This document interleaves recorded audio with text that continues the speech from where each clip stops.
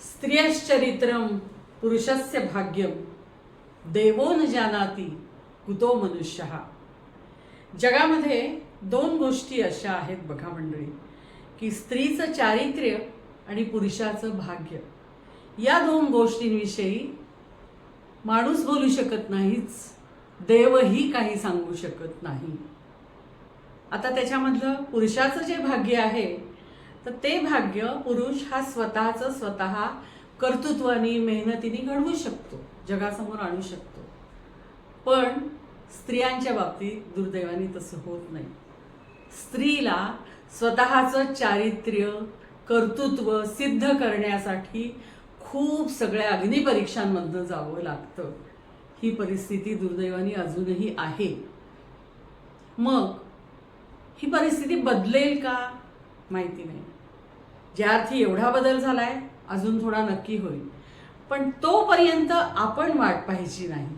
आपण प्रयत्न करत राहायचं, आपला आत्मसन्मान जपायचा, स्वतःचं स्वत्व सिद्ध करण्याचा प्रयत्न करायचा. तुम्हाला मी सांगू का मैत्रिणींनो, मी गेल्या 70 वर्षाच्या आयुष्यामध्ये अनेक स्त्रिया बघितल्यात, म्हणजे माझ्या संपर्कात आल्या. अगदी 85 वर्षाच्या माझ्या आजीपासून ते 10 वर्षाच्या माझ्या नातीपर्यंत अशा अनेक स्त्रिया की ज्यांचं भावविश्व वेगळं आहे, ज्या काहीतरी स्वतःचं वेगळं अस्तित्व निर्माण करतायत, संकटांना तोंड देत आहेत, अशा बऱ्याच स्त्रिया माझ्या संपर्कात आल्या. म्हणजे फिनिक्स पक्षासारख्या राखेतून जन्म घेणाऱ्या अशाही काही स्त्रिया होत्या. तर या स्त्रियांना पाहिल्यानंतर माझ्या मनामध्ये कायम 2 ओळी कवितेच्या असायच्या. कुठल्या मी तुम्हाला सांगणार आहे आज. केला जरी पोत बळेची खाले, केला जरी पोत बळेची खाले, ज्वाळा तरी ते वरिती उफाळे. मशालीचा पोत, मशाल अशी खाली धरली दांडावर करून, म्हणून मशालीचा पोत कधी खाली जात नाही, अग्नीच्या ज्वाळा खाली जात नाही, त्या वरच येतात. तशा ह्या राखेतनं उभ्या राहणाऱ्या ज्या स्त्रिया असतात की नाही, कितीही संकटांना सामना करायला लागला तरी सुद्धा त्या उभ्या राहतात. तर अशा काही स्त्रिया आहेत. आणि मला खूप असं वाटायचं की ह्यांच्यातली एक जण तरी अशी असावी की जिला मी माझ्या मैत्रिणींसमोर आणू शकेल माझ्या पद्धतीने. आणि माझ्या त्या प्रयत्नांना आज यश आलं आणि आजच्या महिला दिनाचं औचित्य साधून मी आपल्या त्या मैत्रिणीला या ठिकाणी बोलवलेलं आहे. नमस्कार मैत्रिणींनो, विविधा मंजिरीच्या भावविश्वामध्ये मी मंजिरी तुम्हा सर्वांचं खूप खूप खूप मनापासून स्वागत करते.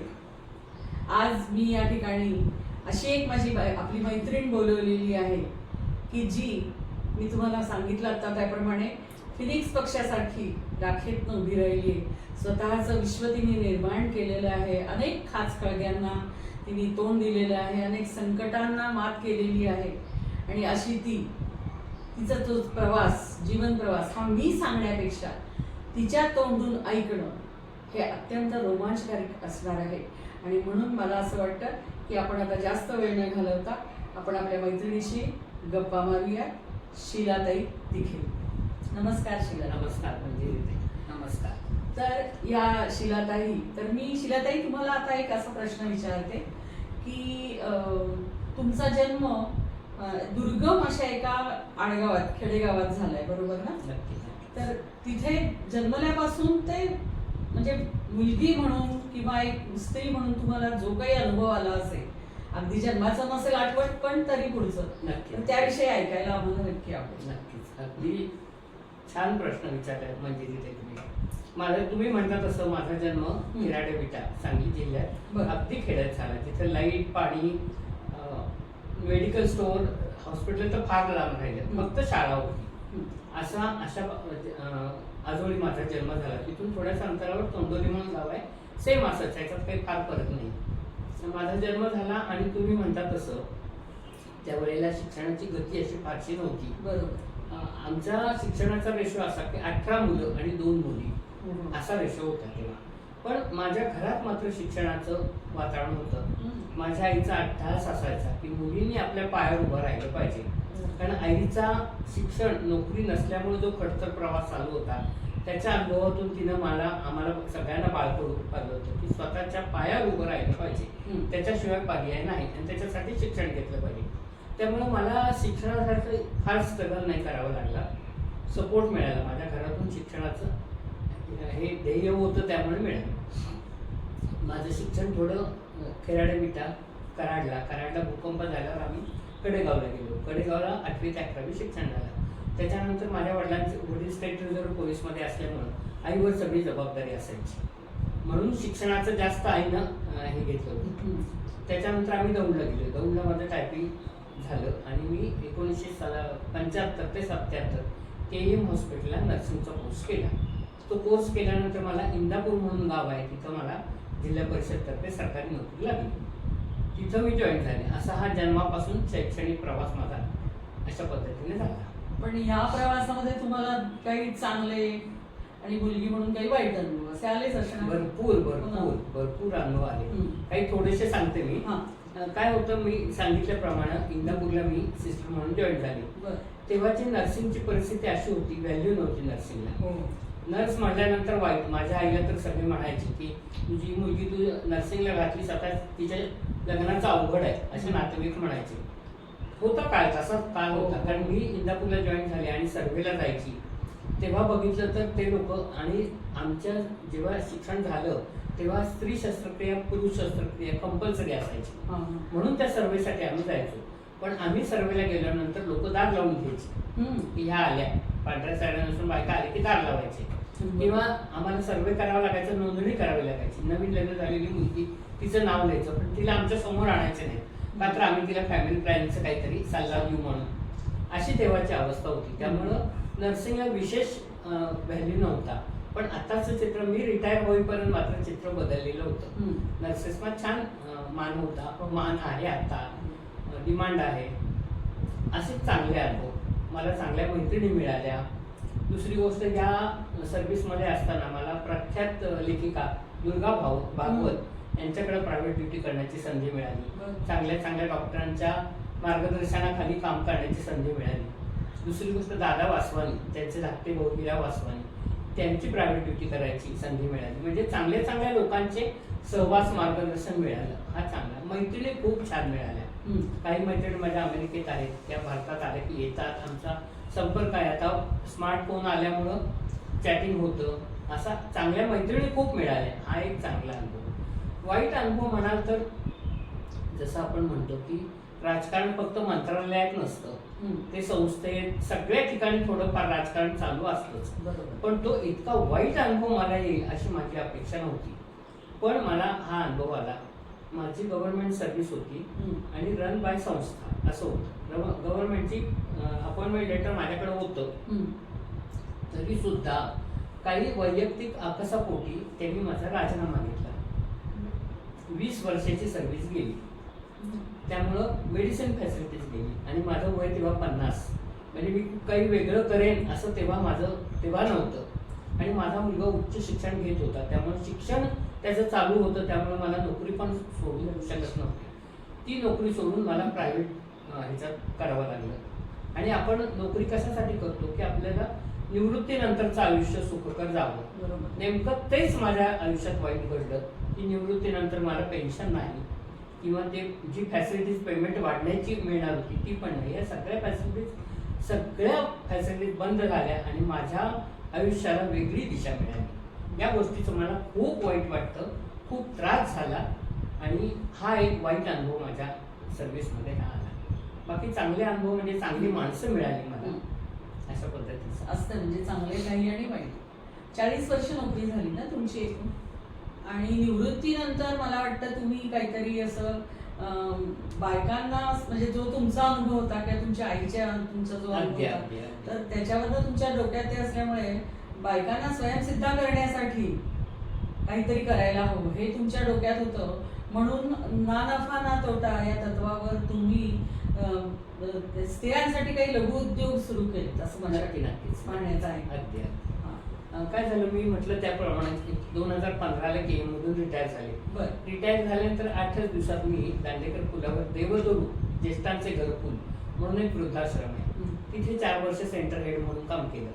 आजी आजोबांना व्यायाम करायचे, मेडिसिन द्यायचं, त्यांना कुठं बाहेर घेऊन जायचं, चेकअप करायचं, अशा पद्धतीचं माझं काम तिथे. मला खूप आवडायचं. आजी आजोबांना पण छान वाटायचं. शिलासिस्ट आले की आम्हाला समाधान, अशा प्रकारचं आमचं नातं.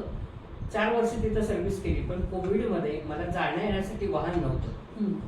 त्यामुळे मला ती नाईलाजानं नोकरी सोडावी लागली.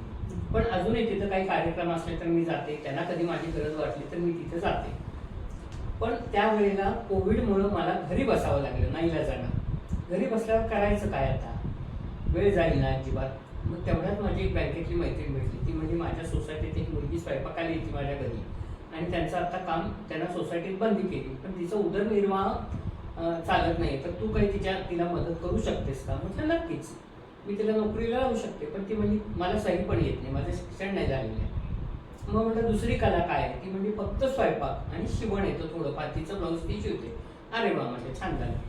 मग ते शिवण येते म्हणल्यानंतर ती बँकेतली मैत्रिणी आणि मी तिला युट्यूबवर कटिंग, शिवण कसं शिवायचं आधी तिला येतच होतं, आणि ते शिकवल्यामुळं आणखीन ते छान करू लागली. तिचा जवळजवळ 2-3 हजारापर्यंत इन्कम तिचा सुरू झाला. तिचं घर चालायला लागलं, ती स्वतःच्या पायावर उभी राहिली, याचा आम्हाला दोघींनाही आनंद. मग ती कोविड संपल्यानंतर तिला स्वयंपाकाची कामं मिळाली होती ती. मग तिने एक दुसरी मुलगी आणली, तिला पण गरज होती कामाची. असं करत करत करत हे वामन प्रभा क्राफ्ट नावाचं माझ्या आईवडिलांच्या नावचं आहे. आईने आम्हाला सगळ्या भावंडांना ठराविक रक्कम दिली. त्या रकमेतून त्यांच्या दोघांच्या नावाचंही मी चालू केलं. मग ती मुलगी आली, ती मुलगी आपल्या पायावर उभी राहिली म्हटल्यानंतर तिनं दुसरीला आणली. दुसरीची कथा थोडीफार तशीच होती. मग मनात आलं की आपण जे भोगलं ते या स्त्रियांनी भोगू नये, म्हणून त्यांच्यासाठी आता फक्त करायचं. आपल्याला फायदा झाला नाही झाला आता त्याची काही आवश्यकता नाही, तो काळ निघून गेला. पण आता ह्यांचे संसार उभे करण्यासाठी आपल्याला काहीतरी हालचाल केली पाहिजे. मग माझ्या नातेवाईकांनी मला मदत केली या व्यवसायासाठी, कापड देणं किंवा अशा पद्धतीच्या खूप मदत केली. त्यामुळं आता माझा हा वामन प्रभा क्राफ्टचं रोपाचं टेरेदार वृक्ष झालंय. आणि आता माझ्याकडे 22 टेलर काम करतात. पण त्या सुद्धा अशा स्वतःच्या पायावर उभं राहण्यासाठी प्रयत्न जिद्दीनं करतायत. कोणी 2 तास क्लिनिकला जातं, कोणी ट्युशन घेतं, कोणी धुण्या भांड्याची कामं करतं, कोणी स्वयंपाकाची कामं करतं, एक वेगवेगळ्या प्रकारची पिठं करून विकते.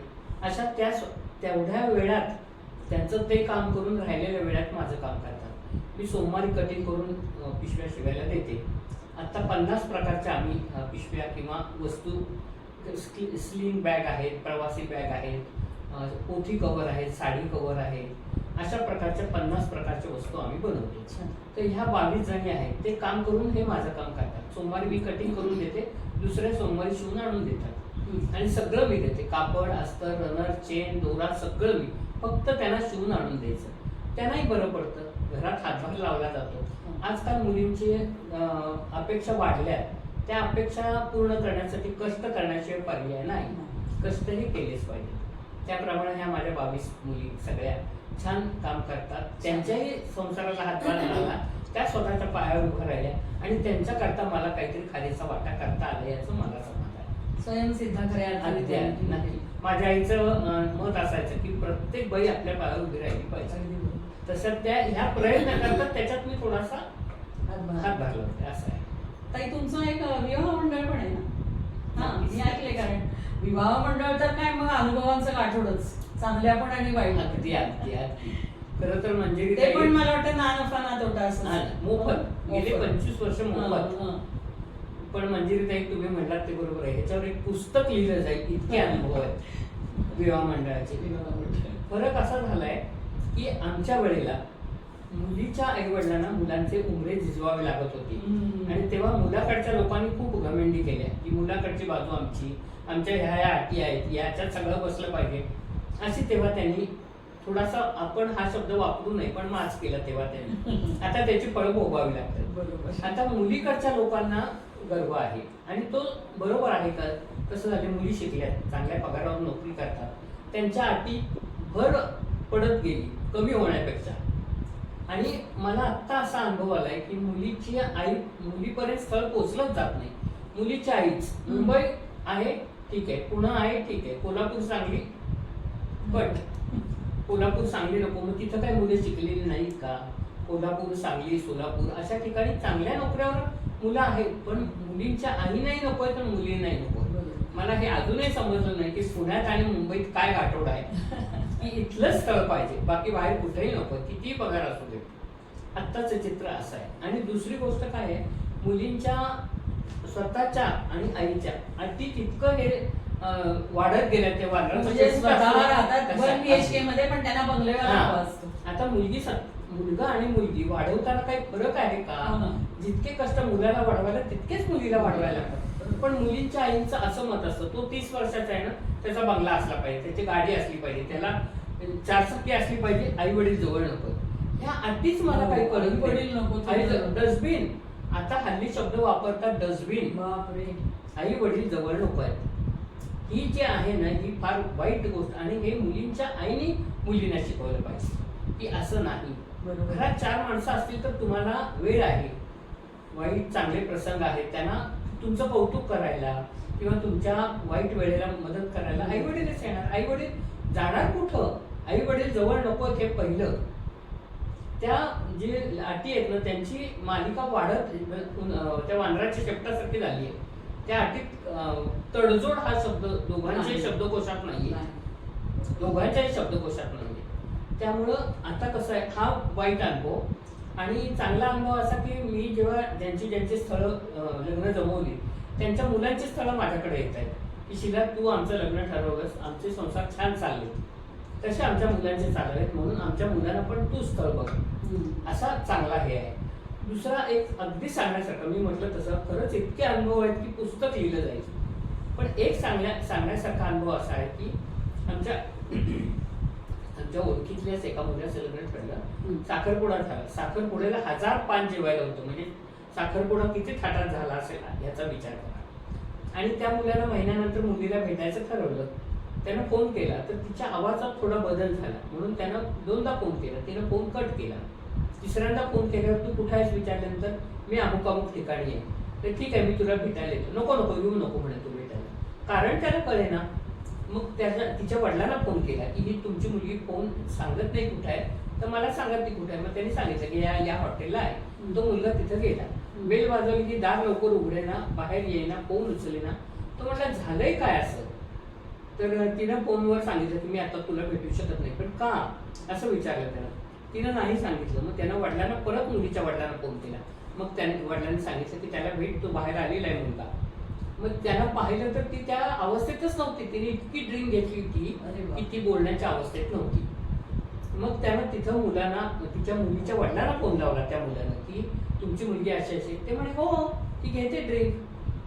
आजकाल चालतं म्हणे, या पार्ट्यात असं होतं. त्या मुलानं तिथंच सांगितलं मुलीच्या वडिलांना, आपल्या वडिलांना फोन करून की हे लग्न मोडलंय, हे लग्न होणार नाही. कारण तो मुलगा 7 वर्षाचा असताना त्याची आई वारली. त्याच्या वडिलांनी त्याचे चांगले संस्कार करून वाढवलं त्याला. आणि त्याच्या घरात जर अशी मुलगी येणार असेल तर घराचा स्वर्ग होण्यापेक्षा नरकच होणार. म्हणून त्याने ते लग्न मोडलं. म्हणजे असे बरेच अनुभव आहेत, पण हा एक अगदी सांगण्यासारखा अनुभव आहे. नाही, खरंच आहे. म्हणजे एकीकडे आपण स्त्री स्वातंत्र्य आणि समान हक्क असे गप्पा करतो, पण कधी कधी असं वाटतं की स्वातंत्र्याचा अर्थच या मुलींना कळत. स्वातंत्र्य म्हणजे स्वैराचार असं वाटतं त्या. म्हणजे मग खरोखर हा महिला दिन, वुमन्स डे साजरा करण्याची गरज आहे का? का ते बैल पोळ्यासारखं, जसं बैलाला त्या दिवसापुरतं सजवतात, नटवतात, तसा प्रकार अगदी बरोबर. केवळ ह्या अशा काही मुलींच्यामुळे असं वाटतं. आणखीन एक दुसरं म्हणजे काही भ्रूण हत्या, अगदी ऐरणीवरचा तसं म्हटलं विषय आहे. कारण जरी प्रमाण कमी झालेलं असलं भ्रूण हत्येचं, तरी पूर्णपणे थांबलेलं नाही. म्हणजे विशेषतः खेडेगावामध्ये अजूनही मुलीचा गर्भ आहे म्हटलं की गर्भपात केला जातो. कायद्याने जरी बंदी घातली असली तरी लपून छपून हे सगळे प्रकार होतातच. याविषयी तुम्ही काय म्हणाल? नक्कीच. तर तेच तुम्ही म्हणता ते अगदी बरोबर आहे, 100% बरोबर आहे. कारण 3 मुली झाल्यात आणि 4थी मुलगी होणार आहे असं कळलं की ती गाडलीच म्हणून समजा. कारण त्यावेळीची परिस्थिती पण तशी होती. आई वडिलांना मुलीच्या लग्न तिचं करायचं, शिक्षण करायचं, दुसऱ्याच्या घरी द्यायची. ती घरी देताना सुद्धा हुंडा किती मागतील, त्याच्या मागं किती तिला हे करावं लागेल, ही काळजी आई वडिलांना असल्यामुळं तो काळ तसाच होता. कायद्यानं बंदी होती तरी सुद्धा कळलं की गर्भपात करायचा.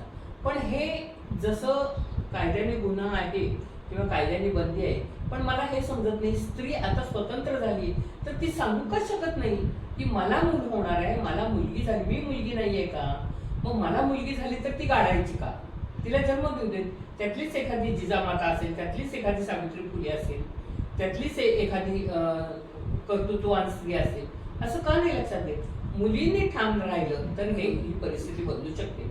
मुलींनी सांगितलं पाहिजे मला मुलगी होती ना, होऊ देत, मी मुलगी आहे, मी जन्माला घालीन, मी तिला वाढवेन, चांगली स्त्री बनवेन. आता रेशो असा झालाय ना, 1200 मुलं आहेत आणि 1000 मुली आहेत. 200 मुलांना मुली आणायच्या कुठून, कारण की भ्रूण हत्या. मुलगी झाली की गर्भपात केलाच म्हणून समजा, कशासाठी हे. आणि हे जरी कायद्याने हे केलं असलं तरी सुद्धा मुली जर ठाम राहिल्या, कायदा न पाळणारे सुद्धा भरपूर आहेत, पण मुलींनी जर ठाम राहिलं की नाही मला मुलगी होतीये ना, मला चालेल, अशा ठाम राहिल्या तर ही हा रेशो कमी होण्याची हे आहे. पण तसा प्रयत्न मुलींनी पण करायला पाहिजे. बाकीच्या ठिकाणी जसं धाडस दाखवतो इथं पण धाडस दाखवलं पाहिजे. कसं ते कोण ठरवणार, आपला गर्भपात करायचा हे ते कोण ठरवणार. तुम्ही खंबीर राहा तर चित्र बदलेल, नाहीतर नाही, हे असंच राहणार. आता एक शेवटचा थोडासा जिव्हाळ्याचा असा विषय की ह्या सगळ्या आता अल्ट्रा मॉडर्न म्हणूया आपण, अल्ट्रा मॉडर्न सगळ्या नवतरुणी आणि त्यांचे पालक या सगळ्या गोष्टींना बढावा देतात. या सगळ्या गोष्टी म्हणजे मला असं म्हणायचं आहे की आपण मुलांना नावं ठेवतो मुलींच्या बाबतीत काही वाईट घडलं की, पण माझं स्वतःचं वैयक्तिक मत असं आहे की मुली जर व्यवस्थित असतील ना, स्वतःचा हे राखून, बरोबर आहे, तर धाडसच होणार नाही कुठल्या मुलाचं तिच्याकडे वाकड्या नजरेने बघण्याचं. असं हे अर्थात माझं मत आहे. योग्य असेल बरोबर असेल ते माहित नाही, पण असं आहे. मग तरी सुद्धा पालक आपल्या मुलींना अशा बाबतीमध्ये का रोखू शकत नाही. अशा बाबतीत म्हणजे आता अगदीच म्हणजे खुलून सांगायचं तर छोटे कपडे घालतात मुली. लहानपणापासूनच त्यांना तुम्ही एवढे एवढे कपडे घालायला देता, छान दिसते कौतुक करता, फोटो काढता, ह्याच्यावर टाकता आणि मग त्या मुलींना वाटतं हेच बरोबर आहे. पालक बंधन घालतच नाही, बंधन घालत नाही. मला असं वाटतं की या गोष्टीकडे आईचं लक्ष जास्त असलं पाहिजे वडिलांपेक्षा. 1% बरोबर आहे, वडिलांपेक्षा आईचं, कारण वडील हा पाहुणाच असतो घरातला आणि ते आपल्या घर चालवण्यासाठी कष्ट करत असतात, त्यांना लक्ष द्यायला वेळ नसतो. आईची जबाबदारी आहे. त्यांच्या वयाच्या 15-16 वर्षापर्यंत तुम्ही त्यांच्या हे मनावर ठसवा अगदी की तू जर असं वागलीस तर तुझ्याकडे बघणारच कुणी, पण तुझं चालणं, तुझं वागणं, तुझं बोलणं असं असलं पाहिजे की त्यांनी 10 वेळा विचार केला पाहिजे की बापरे या पोरीच्या वाट्याला जावं की न जावं. बरोबर असं मग हे अशा ह्या अल्ट्रा मॉडर्न युवती, नवतरुणी आणि त्यांचे पालक, विशेषतः मदर पॅरेंट, यांच्यासाठी तुम्ही काय सांगाल. म्हणजे ताई सल्ला देण्याची मी मोठी नाही, सल्ला म्हणून नाही, पण काळाची पावलं त्यांनी ओळखली पाहिजेत, त्यानुसार त्यांनी चाललं पाहिजे, नाहीतर परिस्थिती फार अवघड होईल, फार अवघड. आता तुम्ही सांगताय त्याच्यावरून एक माझ्या लक्षात आलं की अलाहाबादला एक श्रुती पित्रे म्हणून आहे, त्यांची मुलगी पुण्यात शिकायला होती. तर त्या रोज 6 वेळा फोन करायच्या. सकाळी उठली का, कॉलेजला गेली का, दुपारी जेवली का, संध्याकाळी अभ्यासाला क्लासला गेली का, आणि 6वा फोन त्यांचा व्हिडिओ कॉल असायचा की ती रूम मध्ये आहे का नाही रात्री. विचार करा, असं जर आईने लक्ष दिलं तर काय विषात ती मुलगी बिघडेल. अगदी बरोबर, काय विषात. पण एवढ्या चड्ड्या घालून मुली फिरतात, आई म्हणतात आईच एवढ्या घालतात तर मुली एवढ्या घातल्यानंतर काय, ह्याच्या पुढे काय बोलायचं. आणि मुलांना दोष देण्याचा अर्थ नाही. स्त्रीनं स्वतःचं संरक्षण करायला शिकलं पाहिजे. स्त्रीनं स्वतःचं संरक्षण करायला शिकलं पाहिजे, समोरच्याला धाक बसला पाहिजे. तुम्हीच ह्या फॅप्या करून छोट्या छोट्या चड्ड्या घालून रस्त्याने फिरत राहिला तर समाज असं आहे का ना, मग समाजाला दोष देऊन उपयोग नाही. समाजाला पालकांनी लक्ष ठेवलं पाहिजे, आपल्या मुली कुणाच्या संगतीत आहेत, काय करतात, काय शिकतात, कुठं जातात, हे पालकांचं लक्ष. आजकाल आई आणि वडील नोकरी करतात, त्यामुळे ते संध्याकाळी आल्यावर दमून येतात, त्यांना मुलांकडे लक्ष द्यायला वेळ नाही. ह्याचा गैरफायदा होतोय, मुलं गैरफायदा घेतात. आपल्या घरी सगळं चालतंय असं नाही. पैसे फेकले किंवा पैसे दिले की जबाबदारी संपत नाही आई वडिलांची. पेपरमध्ये त्याचा पुण्यासारख्या विद्येच्या माहेर घरात असं घडावं, किती नाचक्कीची गोष्ट आहे. 11वी-12वीतल्या मुली होत्या इतक्या लहान. तर त्यांचा दोष नाही, पालकांचा दोष आहे थोडा, असं मी म्हणेन अगदीच की बरोबर. त्यांनी लक्ष दिलं पाहिजे. अगदीच आपली बरोबर. मुलगी कुणाच्या संगतीत आहे, कुठं राहते, हम्म. कुठं जाते, लक्ष ठेवलं पाहिजे आणि मुलांना तसा धाक बसला पाहिजे. पूर्वीच्या काळात वडिलांनी डोळे मोठे करून पाहिल्यावर मुलांना चड्डीत व्हायची, असा धाक होता. आता तो धाक राहिलेला नाही, ना आईचा ना वडिलांचा. हे तुम्ही वडिलांचं सांगताय ना, तसं आमच्या एक शाळेतल्या बाई म्हणायच्या की ठराविक वयानंतर मुलगी 5 मिनिटापेक्षा जास्त आरशासमोर उभी राहिली ना तर आईच्या डोक्यामध्ये धोक्याची घंटा किणकिणली पाहिजे. अगदी बरोबर आहे, अगदी बरोबर आहे. असं असे त्यावेळेला हे होते, पण आता काहीच नाहीये. कशाचा मागणं आईच सांगते की हा हे छान दिसते. आईनं जर शिकवलं की नाही हे घरात चालेल, बाहेर चालणार नाही, बाहेर जातेस ना व्यवस्थित कपडे घाल, हे आईनी जास्त वडिलांपेक्षा आईने जास्त लक्ष ठेवलं तर मुलींचा, कारण आईशी संबंध जास्त येतो मुलांचा. दिवसभर आईशी कनेक्टेड असतात मुलं, त्यामुळं ठीक आहे. खूप छान तुमच्याशी गप्पा करून आज खरोखरच खूप मस्त वाटलं. म्हणजे ना असं माझ्या मनातल्या जे काही सगळ्या काय म्हणायचं त्याला काही गोष्टी होत्या अशा मनात बोलायला हव्या, तर त्या तुमच्या निमित्ताने मला सुद्धा बाहेर काढता आल्या. तुमचे पण धन्यवाद. तुमची मला इथे येण्याची संधी दिली, बोलण्याची संधी, माझ्या मनातली सल होती ती कुठेतरी व्यक्त करता आली, त्याच्याबद्दल खूप खूप धन्यवाद. म्हणजे मंडळी, ती एक कोड न उलगडणार, न सुटणार, कधी ती खूप निर्भीड तर कधी घाबरून जगणारी, कधी अंतर्मुख तर कधी बहिर्मुख, कधी 4 भिंतींमध्ये रमणारी तर कधी 4 भिंतींच्या पलीकडचं जग स्वतःचं शोधणारी, निर्माण करणारी, अशी ती. तर अशा ती मधल्याच एका तीचा प्रवास तुमच्यासमोर उलगडण्याचा सख्यांनो आज मंजिरीने प्रयत्न मनापासून केलेला आहे. आणि मला अगदीच खात्री आहे की माझ्या सगळ्या सख्यांना हा प्रवास नक्कीच आवडला असणार, भावला असणार. मग ते मला सांगणार कसं? तुम्हाला तर ठाऊकच आहे. लाईक करा, सबस्क्राईब करा आणि कमेंटही करा. धन्यवाद.